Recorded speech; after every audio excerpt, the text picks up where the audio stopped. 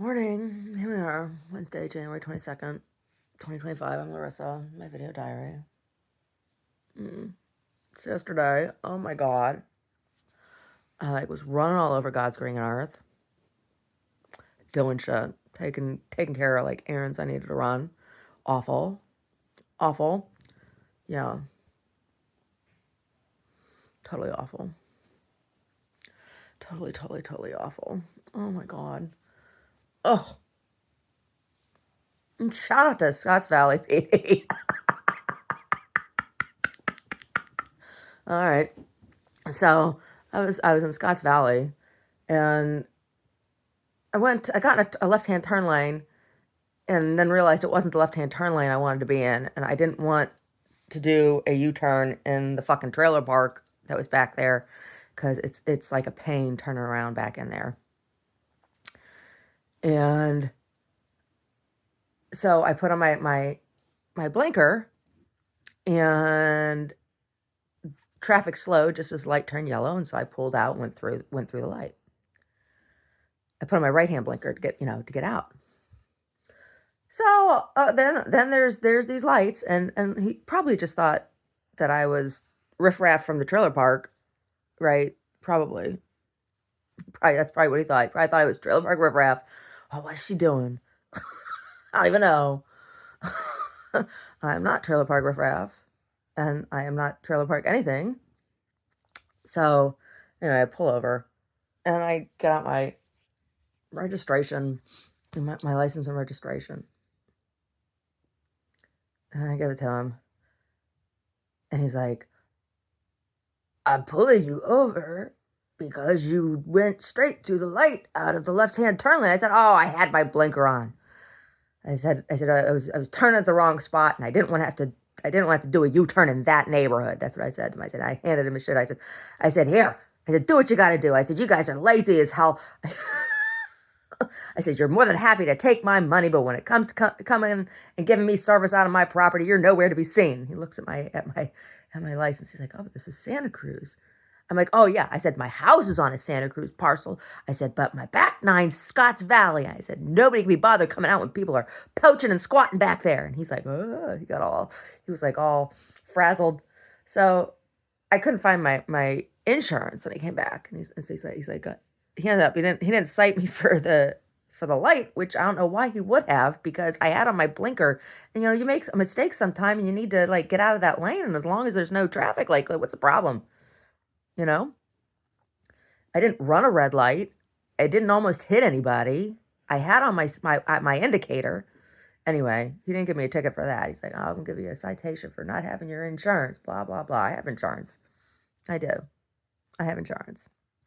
And Omar said the card that was in there should have covered January, because it's the new card's here in the mail. It's sitting up on the counter here. Anyway, he's like, oh, if you give me a good number to call you back at, I'll call you back and I'll look into this and find out. So he calls me back, and he's like, oh, the address is definitely Santa Cruz, and it's the sheriffs that are supposed to come out here. I said, oh. So I explained it. I said, I got my back nine. He said, when you say your back nine, what do you mean? I said, my back 9 acres. He goes, oh, acres. I'm like, yes. He's like, oh.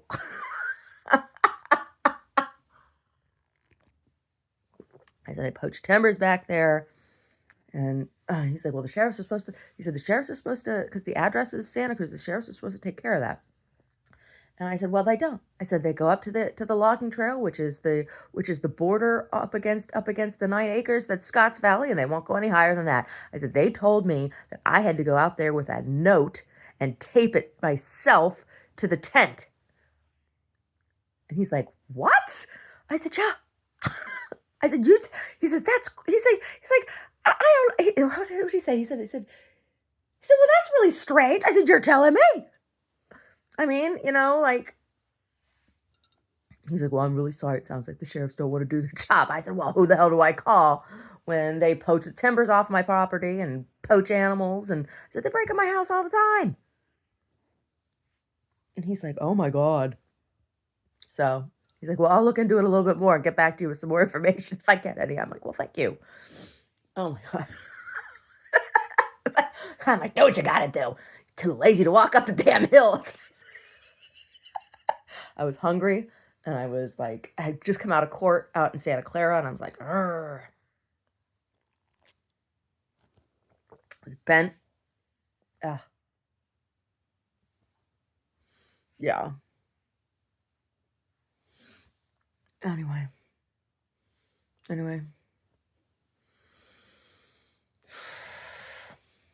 Yeah.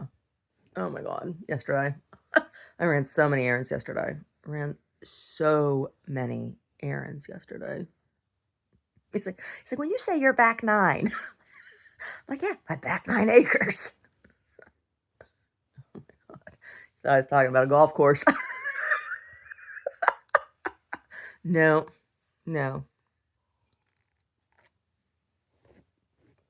My back 9 acres. Oh my God. Hey, Brody. How you doing over there, buddy? Hey, buddy, you were all snuggly yesterday, huh? You snuggle bunny yesterday? Were you snuggle bunny? Yeah? Yeah, I also made it down to the post office yesterday. Did a big mailing. Yeah, I did. Did a big mailing today. Did a big mailing yesterday. Yeah. Yeah, I did. Did a big mailing yesterday. Oh my God. Oh my God, my hair's getting so long. It is. I've never had long hair in my life. Never, ever. Never, ever. Longer as it's ever been. Yeah. Oh. Yeah. Yeah. What happened with my hair? My mom used to cut it. And she fucked it up. Because I have this awful cowlick thing. She couldn't get it cut. She couldn't cut it right. She messed it up. And it was all like chunked up. So it was like chunked up from here to here. It was awful. There's pictures of it. It looks like I gave myself a haircut, but I didn't. My mother did it to me. And oh, my cousin's wife, the one time on Facebook years ago, I posted this picture. It was my preschool. It was my preschool picture, right? I looked like a fucking little boy. She used to dress me like a little boy. And then she chopped my hair and it looked like this and it was awful. So anyway, I let it grow a little bit and then she took me to get it cut. I got a little Dorothy Hamill wedge. That's what she said. You know, it looked like Dorothy Hamill. She told me. And so I never got to have long hair because my mom always got it cut. Always, yeah. And then when it did get a little bit longer, she got it permed. I looked like a fucking poodle. So I looked like mommy. Yeah. My mother always hated my hair. I can't say I particularly like it, but, you know, whatever. There's a thing, like when you're young, your hair grows real fast, and it grows in proportion, like in fastness with the growth of your body. And so, like when your hair grows long when you're little, it grows faster, and as you get older, it's like not quite the same. Some people's hair grows really fast, but my hair grows so slow. It does. It grows so slow. And because it's so fine, it breaks really easy. Yeah. So it's like, it takes forever for my hair to grow. It was awful. Yeah. Yeah. Yeah. Yeah. Oh my God. Oh my God. That tickled down in my ear. Yeah, so I saw a news clip last night. So evidently, like, elected officials and stuff down in Monterey are just as worried and bent as I am about that fire down there. Good. I mean, I'm glad that they are because they should be. I don't mean good that it happened. I mean good that they're concerned. I mean, they absolutely should be. They absolutely should be. And so, you know, like they said they were more worried about the air. Yeah, the air was bad. The air was really, really, really, really bad. And closing the windows wasn't going to do shit for anybody. But it's not going to rain down there.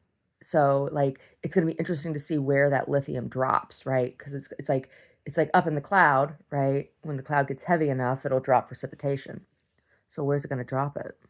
Where are those clouds going? Clouds around here move in and off the coast like fast all the time, right? It's just the nature. It's just the nature of living on the coast. So, you know, that lithium could all drop out in the middle of the ocean somewhere, or it could drop like 3 states over. You know, in snow. It could be dropping in snow, tons of snow right now all over the right. They say it's snowing in Florida, snowing in Louisiana, snowing in Mississippi. Oh my goodness. Hell froze over. Hell froze over. Oh my god. Oh my god. Orange trees. What's going on with those orange trees in Florida, huh? I don't know. It's kind of early for a frost. It's gonna be rough. Oh. Anyway. So today, last night we just had leftovers for dinner. We finished off the bucatini I made the other night. It was made bucatini in a lemon. I zested lemons and also juiced some lemons and minced up some garlic. I had some Calabrian pepper and onion, and I minced all those up and I sauteed that in olive oil, and then I added the bucatini, and I threw in some fresh peas and some and the lemon zest, and I tossed all that, and parsley, fresh parsley, and then I also tossed in Parmesan cheese. So that was the bucatini, and then the side that I made with it, I sauteed oyster mushrooms, onion, and garlic in olive oil and butter. And then I sauteed the broccoli rabe and that. And then I finished that with some lemon juice. And so that was like the side. So we had bucatini, and with the peas that made the complete protein. And then we had the broccolini, or it's not broccolini, broccoli rabe side with it. It was good. So we had the leftovers of that last night, and then the other apple tart for dessert. Yeah, it's homemade pastry, whatever. And so there's still a couple pieces of quiche down there, and so you can have that for breakfast and lunch, and I'll make something for dinner tonight. Oh, what am I going to make for dinner tonight? I don't even know. I have spinach and I have arugula down there. Yeah. I could do a nice salad. I could. I have spinach and arugula, and I have carrots, and I have celery, and I have some more cremini mushrooms, and I have some tomato. I have that spaghetti squash. I could do that spaghetti squash tonight.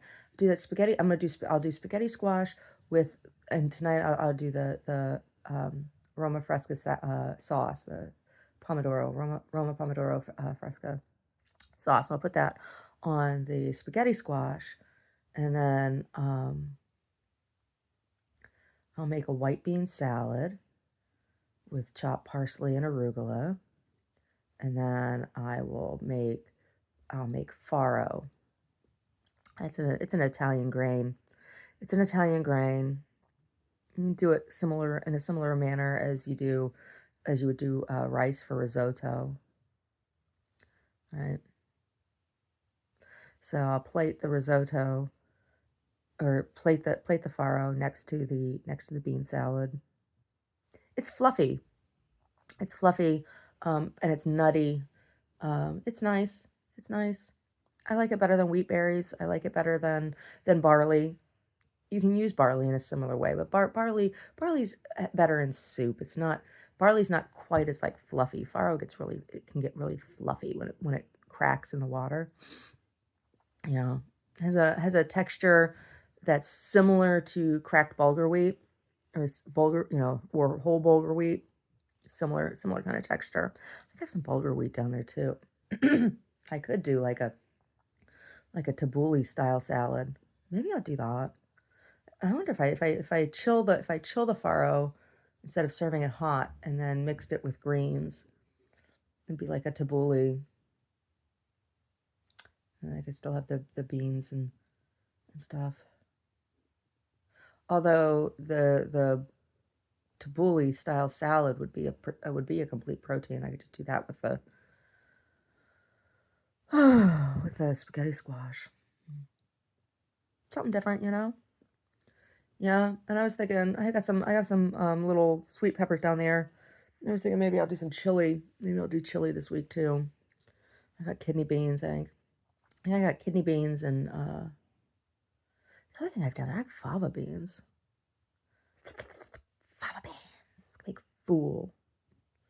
Yeah, I got a potato and I got fava beans. I could do some fool. What you talking about, fool? Fool madames. Mm. Mm. I could do fool and some stewed spinach with rice.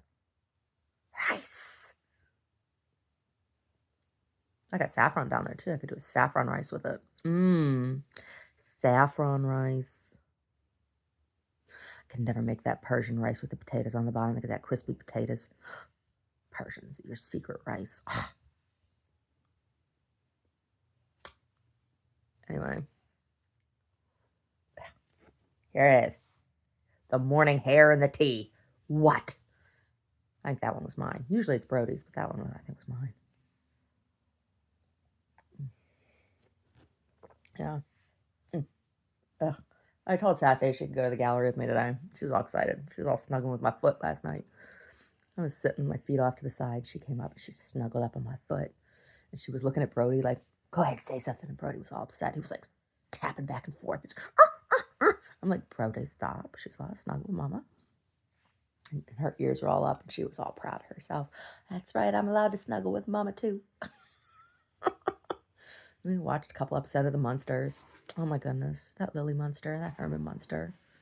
That Herman Munster. Oh my goodness. That big giant Herman Munster.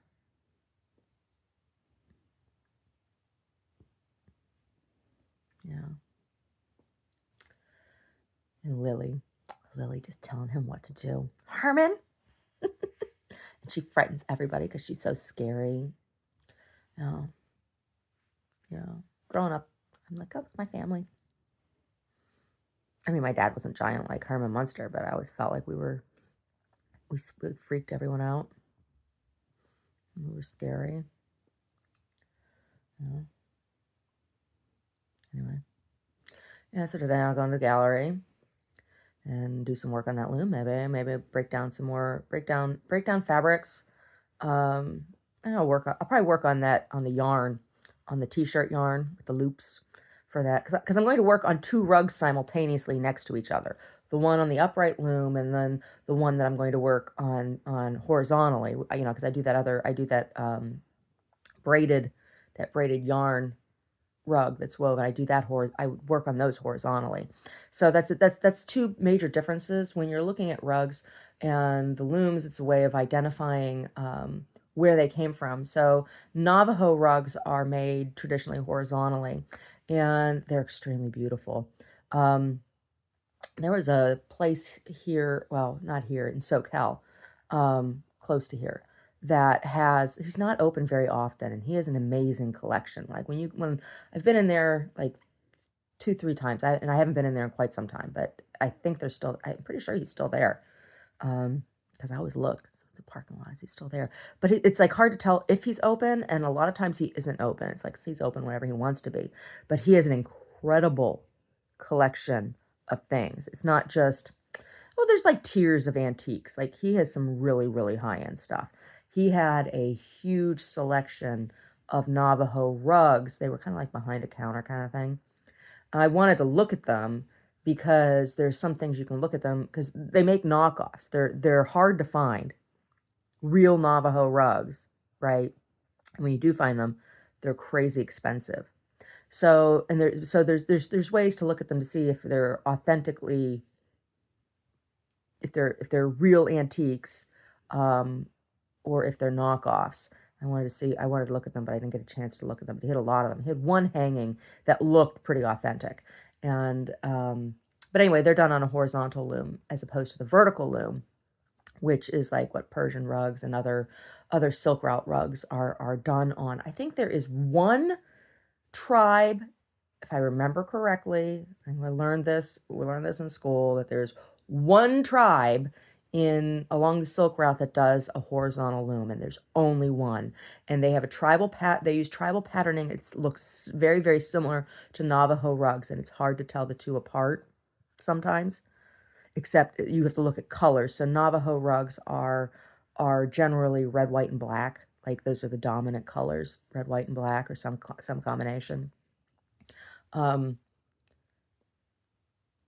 And this other, I want to say that it's an Afghani tribe, but I don't know that that's correct. I think what she said was they're from another country, but they had population that also lived in Afghanistan. Anyway, there's like one other group that uses a horizontal loom. But that's one of the main differences in rugs, and you get some different kind of knotting and things. So I'm going to do the two things side by side. So work on continuing to prep that big ball of yarn. No, I'm not doing a Navajo rug. It's just a difference between horizontal and vertical fabrication, right? Because the Navajo rugs, they use a loom too, but it's a horizontal loom. So when I do my braided rug, I don't really have a loom for that. Sometimes I just put up hooks so that I can start it, but I already have a piece started, so I don't need to. I just need to start tying onto that piece. I have a little square that I'm going to continue to work onto. Yeah. Use it as like a center and then tie onto that. Hey, mister. Anyway, probably work on that today. Probably I will. Anyway.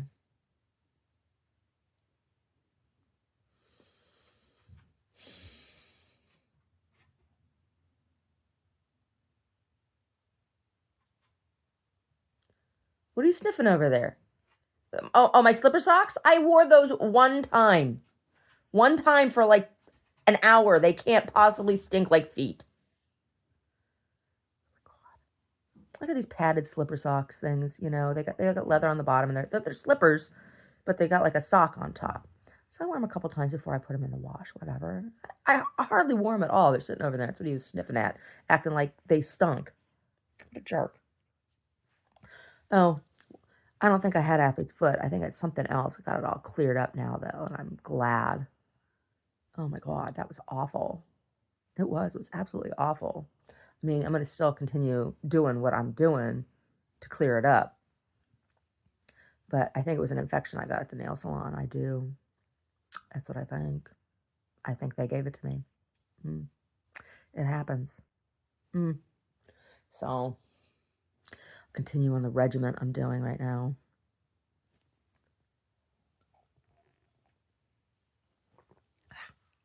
Ah. So gross. Yeah.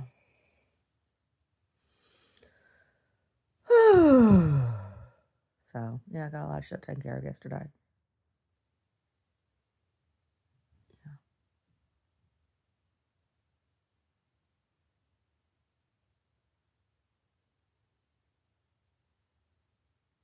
Yeah. I have a Navajo basket. I do on my dresser. Navajo bear grass basket. We got that on our honeymoon in the Grand Canyon. I wanted a big one, but they were really expensive. This tiny little basket that I got, it was like $75. And I mean, it's worth it, you know. It has, I mean, it's made out of the traditional materials and the traditional locking knot pattern and everything. It has a fitted lid, you know. So I mean, it was a good price for what it is, but it was just like the ones I was looking at that were so beautiful. They were so big. And the cool thing about the Navajo baskets is, like, you know, historically, some were used for dry goods, others weren't. Like they were wrapped really, really tightly, and then they would smooth the interiors of the baskets with beeswax, which would make, I mean, you could, carry water in them and things. Um, but they had some really big ones that were just really, really beautiful. But they were, hundreds and hundreds of dollars. And at that time, that was just not money we had. I was 21 and he was 23, right? I was still in college. He was just out of college. We didn't have that kind of money to spend. So I just got that little one. But I have this Navajo basket. Let's see over there on that dresser. It's got hair ties in it. That's what's in my Navajo basket, hair ties. Yeah. Yeah.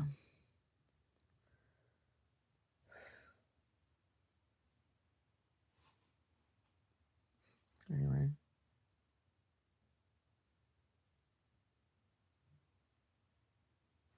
Oh, Miss Jill Scott.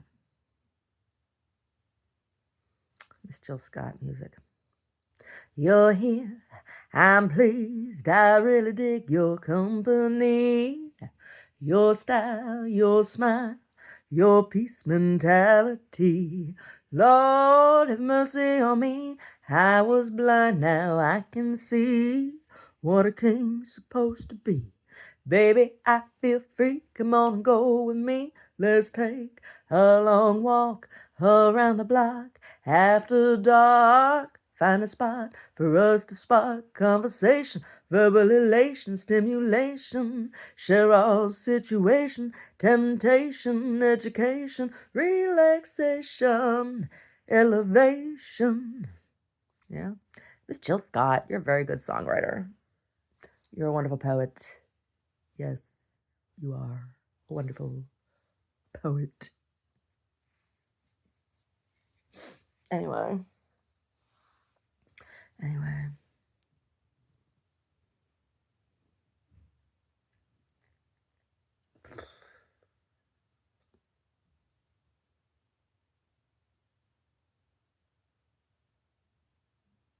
Or maybe we could see a play on Saturday. Or maybe we could roll a tree and feel the breeze and listen to a symphony. Or maybe chill and just be. Or maybe we could take a cruise and listen to the Roots. Or maybe eat some passion fruit. Or maybe cry to the blues. Or maybe we could just be silent. Come on, let's take a long walk around the block after dark.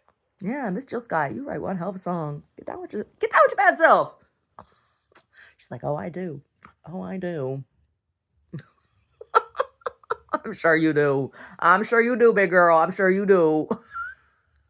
Big girl to big girl, I'm sure you do.